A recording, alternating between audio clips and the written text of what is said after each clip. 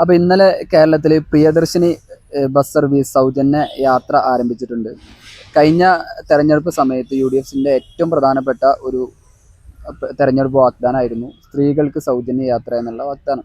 ഏതായാലും അവർ വന്ന് അധികാരത്തിലേക്ക് വന്ന് ഒരു മാസം കഴിയുന്നതിന് മുമ്പ് തന്നെ ആ വാഗ്ദാനം അവർ നിറവേറ്റുകയാണ്. അപ്പോൾ എനിവേ അതിനെക്കുറിച്ച് പല സിദ്ധാന്തങ്ങളും വരുന്നുണ്ട്. ചില ആൾക്കാർ CPMന്റെ ഹാൻഡിലുകൾ പറയുന്നുണ്ട് KSRTCയെ അടച്ചു പൂട്ടി കെട്ടിത്തൂക്കി പറഞ്ഞേക്കാനുള്ള പരിപാടിയാണ് എന്ന് ചില ആൾക്കാർ പറയുന്നുണ്ട്. അതല്ല, KSRTCക്ക് വലിയ ബാധ്യത ഉണ്ടാവില്ല. അത് മറ്റൊരു തലത്തിൽ എക്കണോമിയെ ബൂസ്റ്റ് ചെയ്യുന്നു. അത് ഗവൺമെൻറ്റിന് അടുത്ത വർഷങ്ങളിൽ വലിയ റവന്യൂ ജനറേറ്റ് ചെയ്യാൻ പറ്റുന്ന രൂപത്തിലുള്ള ഒരു ഇനീഷ്യേറ്റീവാണ് എന്ന് കൂടി പറയുന്നുണ്ട്. എനിവേ ഇന്നലെ നടന്ന ചില സംഭവ വികാസങ്ങളൊക്കെയാണ് ഈ വീഡിയോയിൽ പ്രധാനമായും പറയുന്നത്. അപ്പോൾ ആദ്യമായിട്ട് നമ്മൾ സാധാരണ എക്കണോമി പഠിക്കുന്ന ഒരാൾക്ക് മനസ്സിലാവും, ഈ കോൺട്രാക്ഷണറി എക്സ്പാൻഷണറി എക്കണോമിക് പോളിസികൾ സാധാരണ ഗവൺമെൻറ് അതുപോലെ RBI ഒക്കെ ഇനിഷ്യേറ്റീവ് എടുക്കാറുണ്ട്. അപ്പോൾ എക്കണോമി ബൂസ്റ്റ് ചെയ്യാൻ വേണ്ടിയിട്ട് കൊണ്ടുവരുന്ന ഒരു സാധനമാണ് എക്സ്പാൻഷണറി എക്കണോമിക് പോളിസി. അതായത് ഗവൺമെൻറ് ജനങ്ങളിലേക്ക് കൂടുതൽ ഫണ്ട് പൈസ സർക്കുലേറ്റ് ചെയ്തുകൊണ്ട് അത് എക്കണോമി ഒന്ന് ബൂസ്റ്റ് ചെയ്യിപ്പിക്കാനുള്ള ഒരു പരിപാടിയാണ്. അപ്പോൾ നമ്മൾ ഈ ഒരു സ്കീം നമ്മൾ പരിശോധിച്ച് നോക്കുമ്പോൾ ഏകദേശം ഒരു തലത്തിൽ അല്ലെങ്കിൽ മറ്റൊരു തലത്ത് ഗവൺമെൻറ് ജനങ്ങളിലേക്ക് നേരിട്ട് പൈസ പമ്പ് ചെയ്തുകൊണ്ട് എക്കണോമിയെ ബൂസ്റ്റ് ചെയ്യിപ്പിക്കുന്ന ഒരു പരിപാടിയാണ്. അതായത് സിമ്പിളായിട്ട് പറയുകയാണെങ്കിൽ ഒരു വർഷം ഏകദേശം 800ഓളം കോടി രൂപ ജനങ്ങളുടെ കൈകളിലേക്ക് സർക്കാരിൻ്റെ ഭാഗമായിട്ട് എത്തിക്കുന്നുണ്ട്. അപ്പോൾ അത് ഏറ്റവും താഴെക്കടയിലുള്ള ഏറ്റവും താഴെത്തട്ടിലുള്ള ആളുകൾക്കാണ് ഇത് ഏറ്റവും ഉപകാരപ്പെടുന്നത് എന്നതാണ് ഇതിൻ്റെ ഒരു യാഥാർത്ഥ്യം. ഇപ്പോൾ നിങ്ങളൊന്ന് ആലോചിച്ച് നോക്കുകയാണെങ്കിൽ നമ്മുടെ വീടുകളിൽ പണിക്ക് പോകുന്ന ആളുകൾക്ക് സാധാരണ ഒരു സർക്കാർ ഉദ്യോഗസ്ഥരല്ലാത്ത പണിക്കാരൊക്കെ നോക്കുകയാണെന്നുണ്ടെങ്കിൽ 10,000 അല്ലെങ്കിൽ 12,000 രൂപക്കൊക്കെ പണിയെടുക്കുന്ന ഒരുപാട് ആളുകൾ നമ്മുടെ കേരളത്തിലുണ്ട്. അപ്പോൾ അവർക്ക് സത്യം പറഞ്ഞാൽ ചിലപ്പോൾ പ്രൈവറ്റ് ഇൻസ്റ്റിറ്റ്യൂട്ടിലൊക്കെ വർക്ക് ചെയ്യുന്നുണ്ടാവും, അല്ലെങ്കിൽ ഗവൺമെൻറ് ഇൻസ്റ്റിറ്റ്യൂട്ടിലായിരിക്കും, അല്ലെങ്കിൽ വീട്ടു ജോലിക്ക് പോകുന്ന ആൾക്കാരായിരിക്കും.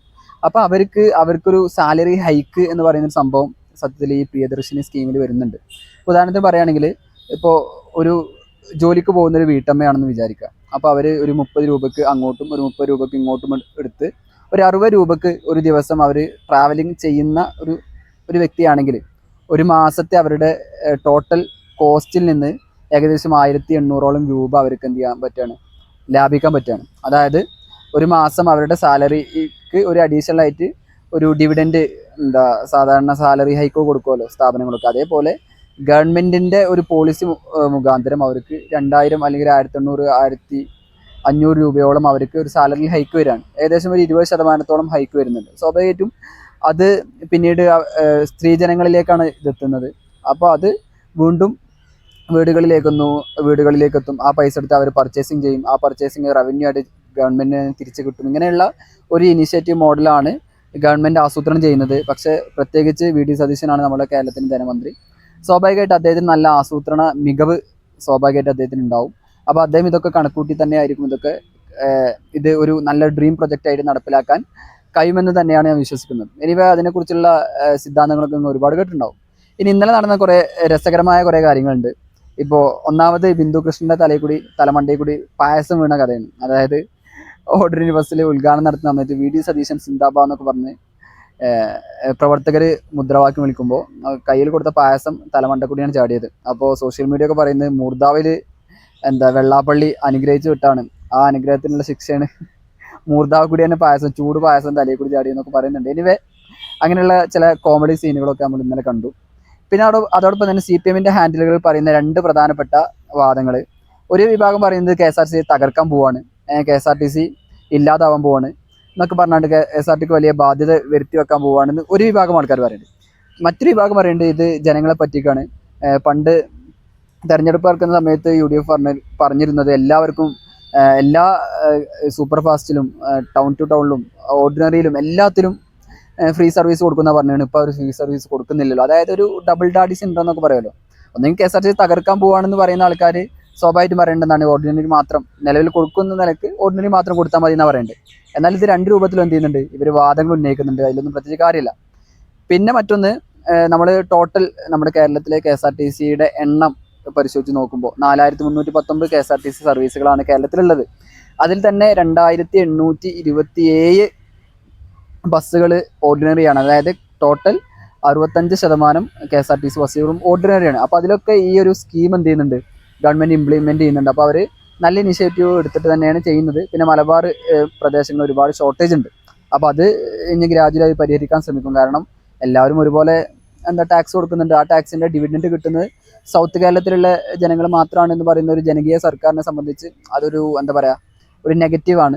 എനിവേ അവരെ പരിഹരിക്കാൻ ശ്രമിക്കുമെന്ന് തന്നെയാണ് വിചാരിക്കുന്നത്. ഇനി ഇതിൻ്റെ ഇടയ്ക്ക് നമ്മുടെ മുമ്പത്തെ ഗതാഗത മന്ത്രിയായിരുന്ന കെ ബി ഗണേഷ് കുമാറിൻ്റെ ഒരു പ്രവർത്തനമുണ്ട്. അതായത് ആൺപെൺ വ്യത്യാസമില്ലാതെ എല്ലാ സ്കൂൾ കുട്ടികൾക്കും ഈ സൗജന്യ യാത്ര കൊടുക്കണം എന്നൊക്കെ പറയുന്നുണ്ട്. അപ്പോൾ ഈ ഗണേഷ് കുമാറിനൊക്കെ പറയാനുള്ളത്, നിങ്ങളൊക്കെ ഒരു കുറച്ചു കാലം 2-2.5 കൊല്ലം ഈ ഗതാഗത മന്ത്രിയായി ഇരുന്ന ആളാണ്. അപ്പോൾ ആ സമയത്ത് നിങ്ങളുടെ ഒരു പേപ്പർ വർക്കിൽ തീർക്കാൻ പറ്റുന്ന പരിപാടിയായിരുന്നു നിങ്ങൾ സൗജന്യം കൊടുക്കുന്ന സമയത്ത് സ്കൂൾ കുട്ടികൾക്ക് എല്ലാവർക്കും സൗജന്യം കൊടുക്കുക എന്നുള്ള സ്കീം നിങ്ങൾക്ക് കൊണ്ടുവരാൻ പറ്റുമായിരുന്നു. പക്ഷെ അതൊന്നും നടത്താതെ നിങ്ങൾ പ്രതിപക്ഷത്തിരിക്കുമ്പോൾ ഇങ്ങനെ ചെയ്യണം അങ്ങനെ ചെയ്യണം എന്ന് പറയുന്നതിൽ പ്രത്യേകിച്ച് കാര്യമില്ല. നിങ്ങൾക്കൊക്കെ അധികാരം കിട്ടിയ സമയത്ത് നിങ്ങൾ എന്താണ് ചെയ്തത് എന്നത് ജനങ്ങൾ ചോദിക്കും. അപ്പോൾ ജനങ്ങൾ ഇതൊക്കെ ഒരു കോമഡി ആയിട്ടാണ് സാധാരണ കെ ബി ഗണേഷ് കുമാറിൻ്റെ ഈ ഒരു സംസാരമൊക്കെ ആൾക്കാർ എടുക്കുന്നത്. എനിവേ അത് പോട്ടെ. പിന്നെ ഈ ഒരു ഗവൺമെൻറ് വന്ന സമയത്ത് ഈ ഗവൺമെൻറ് വരാതിരിക്കാൻ വേണ്ടി അഹോരാത്രം പ്രയത്നിച്ച പ്രധാനപ്പെട്ട ഒരു ചാനലാണ് reporter TV tree cutter channel. അപ്പോൾ ട്രീ കട്ടർ ചാനലിലെ ചില കളികളൊക്കെ നമ്മൾ ഈ കഴിഞ്ഞ ദിവസം നമ്മൾ കുറേ കണ്ടിട്ടുണ്ടായിരുന്നു. ഇപ്പോൾ റിപ്പോർട്ടർ ചാനലിൻ്റെ മുതലാളിയായിട്ടുള്ള ആൻഡോ അഗസ്റ്റിൻ, നമ്മൾ ആൻഡപ്പൻ എന്നാണ് സാധാരണ വിളിക്കാറുള്ളത്, ട്രീ കട്ടർ മുതലാളി, മരം കൊത്തി.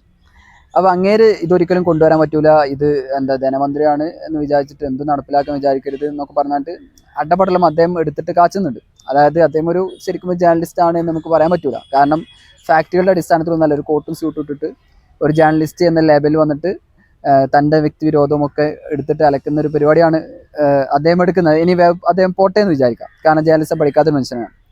അതിനുശേഷം ഇവർ റിപ്പോർട്ടറിൻ്റെ ചാനലും പിടിച്ചിട്ട് മൈക്കും പിടിച്ചിട്ട് ജനങ്ങളുടെ റിവ്യൂ ഫീഡ്ബാക്ക് എടുക്കാൻ നോക്കുന്ന ഒരു പരിപാടി ഇഷ്ടംപോലെ നടത്തിയിട്ടുണ്ടായിരുന്നു. അപ്പോൾ തിരുവനന്തപുരത്ത് പോയിട്ട് അനന്തപുരി ബസ് ഉണ്ട്. അപ്പോൾ അനന്തപുരി ബസ് സ്റ്റാൻഡ് അവിടെയൊക്കെ ഫാസ്റ്റ് പാസഞ്ചർ എന്നുള്ള രൂപത്തിൽ ഉള്ള ഒരു ടാഗ് വെച്ചിട്ടുണ്ട്. അപ്പോൾ അത് എടുത്തിട്ട് ഇവർ പറയുകയാണെന്ത്, കണ്ടില്ലേ അനന്തപുരി ഈ ബസ്സൊക്കെ നേരത്തെ ഓർഡിനറി ബസ്സായിരുന്നു, ഇതിപ്പോൾ ഫാസ്റ്റ് എന്നുള്ള മോഡലിലേക്ക് മാറ്റിയിട്ടുണ്ട് എന്നൊക്കെ പറഞ്ഞ് ജനങ്ങൾക്കിടയിൽ കൺഫ്യൂഷൻ വരുത്തിക്കൊണ്ട് ജനങ്ങൾക്കിടയിൽ നിന്ന് സർക്കാരിനെതിരെ തിരിക്കാനുള്ള വലിയ ശ്രമം നടത്തിയിട്ടുണ്ട്. ആ വീഡിയോ ഒക്കെ നിങ്ങൾ ഇവിടെ കാണുന്നുണ്ടാവും.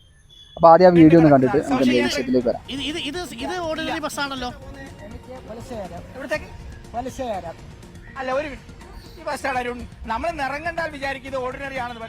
അപ്പോൾ ഈ പ്രീ കട്ടർ മുതലാളി ഏതായാലും ഇങ്ങനെ ഒരു മരംകുത്തി ചാനലാണ്. അപ്പോൾ ആ ഒരു സ്വഭാവം അവർ എടുക്കുള്ളൂ. പക്ഷെ നിങ്ങളൊക്കെ ജേർണലിസ്റ്റുകളാണ്, നിങ്ങൾ മനസ്സിലാക്കേണ്ടത് ജനങ്ങൾക്കിടയിൽ കൺഫ്യൂഷൻ ഉണ്ടാക്കരുത്. ഈ അനന്തപുരി എന്നുള്ള സംഭവം ഓർഡിനറി ബസ്സല്ല, അതെന്താണ്, അത് സൂപ്പർ ഫാസ്റ്റ് ആണ്, അല്ലെങ്കിൽ സൂപ്പർ ഫാസ്റ്റ് മോഡലുള്ള ബസ്സാണ്. അപ്പോൾ സ്വാഭാവികമായിട്ടും അത് നിങ്ങൾക്ക് വേണമെങ്കിൽ ഗൂഗിളിലൊന്ന് സെർച്ച് ചെയ്താൽ തന്നെ അതിൻ്റെ ഒരു ടാഗ് നിങ്ങൾക്ക് മനസ്സിലാക്കാൻ പറ്റും.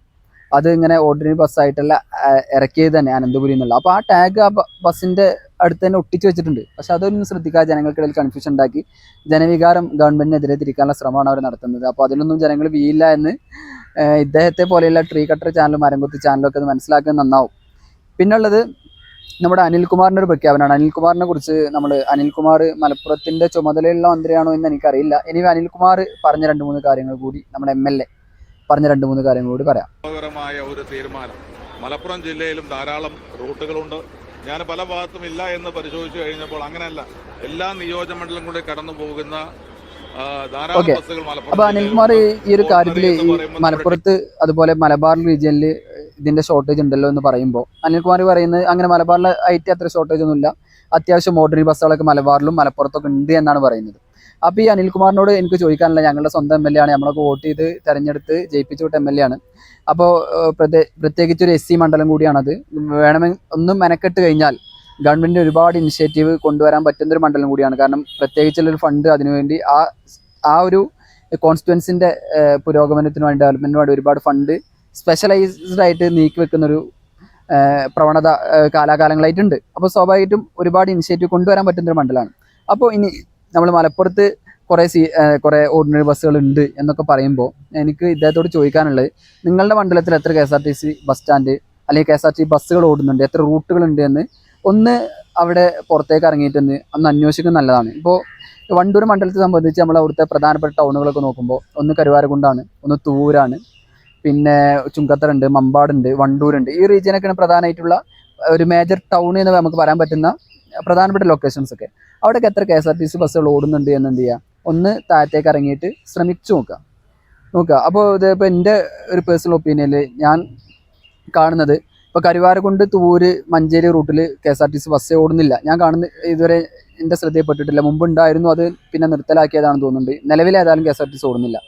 പിന്നുള്ളത് കരുവാരക്കുണ്ട് ടു കാളികാവ് റീജിയനിലാണ്. അവിടെയും അത്ര ഒരുപാട് KSRTC ബസ്സുകൾ ഉണ്ടെന്ന് ഞാൻ വിചാരിക്കുന്നില്ല. കാരണം ഒന്ന്, നമ്മുടെ പെരിന്തൽമണ്ണയിൽ നിന്ന് കരുവാരക്കുണ്ട് വഴി കാളികാവുക്ക് പോകുന്ന വല്ല റൂട്ടുകളുണ്ടോ എന്ന് എനിക്കറിയില്ല. അത്ര 1-2 ബസ്സുകൾ മാത്രമാണ് നിലവിൽ ഓടുന്നുള്ളൂ. പിന്നുള്ളത് ആകെ ഈ വണ്ടൂർ മണ്ഡലത്തെ ടച്ച് ചെയ്ത് പോകുന്ന ആകെ KSRTC ബസ്സുകൾ എന്ന് പറഞ്ഞാൽ പെരിന്തൽമണ്ണയിൽ നിന്ന് നിലമ്പൂരിലേക്ക് പോകുന്ന സമയത്ത് വണ്ടൂർ ടച്ച് ചെയ്തിട്ട് ജസ്റ്റ് പാസ് ചെയ്യുന്നൊരു KSRTC സർവീസ് ഉണ്ട്. അതുപോലെ ചുങ്കത്തറ ഈ നിലമ്പൂർ ഡിപ്പോ ഉള്ളതുകൊണ്ട് തന്നെ ചുങ്കത്തറ കൂടിയൊക്കെ പാസ് ചെയ്യുന്ന ചില KSRTC ബസ്സുകളുണ്ട്. എനിവേ ഞങ്ങളൊക്കെ സ്ഥിരമായിട്ട് ട്രാവൽ ചെയ്യുന്ന മഞ്ചേരി റൂട്ടിലോ അല്ലെങ്കിൽ കരുവാരക്കുണ്ട് ആ റൂട്ടിലൊന്നും കാര്യമായിട്ടുള്ള KSRTC സർവീസുകളൊന്നുമില്ല. അപ്പോൾ ജനങ്ങൾ ചോദിക്കും, ജനങ്ങളുടെ സ്വാഭാവികമായിട്ട് ആ മണ്ഡലത്തിലെ ആൾക്കാർ സ്വാഭാവികമായിട്ട് ചോദിക്കും, കാരണം അവർക്ക് ആ സർവീസ് കിട്ടുന്നില്ല എന്നുണ്ടെങ്കിൽ അവർ ചോദിക്കുമല്ലോ. അപ്പോൾ ഇനിയെങ്കിലും എന്ത് ചെയ്യുക, കേരളത്തിൽ മലപ്പുറം ജില്ലയിൽ മറ്റ് സ്ഥലങ്ങളിലൊക്കെ, ഇപ്പോൾ മലപ്പുറത്തും അതുപോലെ പെരിന്തൽമണ്ണ മറ്റൊരു ഇതാണ്, മലപ്പുറത്ത് അതുപോലെ നിലമ്പൂരൊക്കെ പ്രത്യേകിച്ച് ഡിപ്പോകൾ ഉള്ളതുകൊണ്ട് തന്നെ വേണമെങ്കിൽ വണ്ടൂരൊക്കെ ഡിപ്പോ കൊണ്ടുവന്ന് വണ്ടൂരിലും ഈ ഒരു ജനകീയമായ ഈ ഒരു പദ്ധതി അത് നടപ്പിലാക്കാൻ ശ്രമിച്ചു കഴിഞ്ഞാൽ നമുക്കൊരു പരിധി വരെ ഇതൊക്കെ നികത്താൻ കഴിയും. കാരണം ഇനി സ്വാഭാവിക ജനങ്ങളൊക്കെ ഇത് അവെയറാണ്. അപ്പോൾ അവർക്ക് എത്ര സർവീസ് കിട്ടുന്നുണ്ടെന്ന് അവർ നോക്കും. കാരണം അവർക്കൊക്കെ ട്രാവൽ ചെയ്യാൻ അവരും മറ്റ് സൗത്ത് കേരളത്തിലെ ആൾക്കാരൊക്കെ ഇങ്ങനെ ഫ്രീ ട്രാവൽ ചെയ്യുക, ബാക്കിയുള്ളവരൊക്കെ എന്ത് ചെയ്യുക, പൈസ കൊടുത്ത് പോകാന്നുള്ളൊരു സ്കീം ആൾക്കാരെന്ത് ചെയ്യും, ക്വസ്റ്റ്യൻ ചെയ്യാൻ സാധ്യതയുണ്ട്. അതുകൊണ്ട് നമ്മുടെ പ്രിയപ്പെട്ട അനിൽകുമാറിനോടൊക്കെ പറയാനുള്ളത്, ടോട്ടൽ നമ്മുടെ മലപ്പുറത്ത് അത്യാവശ്യം ഓർഡിനറി ബസ്സുകളൊക്കെ ഉണ്ട് എന്ന് പറയുമ്പോൾ നിങ്ങളുടെ മണ്ഡലത്തിൽ, നമ്മുടെ സ്വന്തം മണ്ഡലത്തിൽ എത്ര സർവീസുകൾ ഉണ്ട് എന്ന് എന്ത് ചെയ്യുക, പരിശോധിച്ച് നോക്കുക. അതിൽ കുറവുകൾ എന്തെങ്കിലും നിങ്ങൾക്ക് ബോധ്യപ്പെട്ട് കഴിഞ്ഞാൽ അത് എന്ത് ചെയ്യുക, നികത്താനുള്ള ശ്രമങ്ങൾ നടത്തുക. അതാണ് ഇപ്പോൾ ഇതിൽ ചെയ്യാനുള്ളൂ. ഓക്കെ.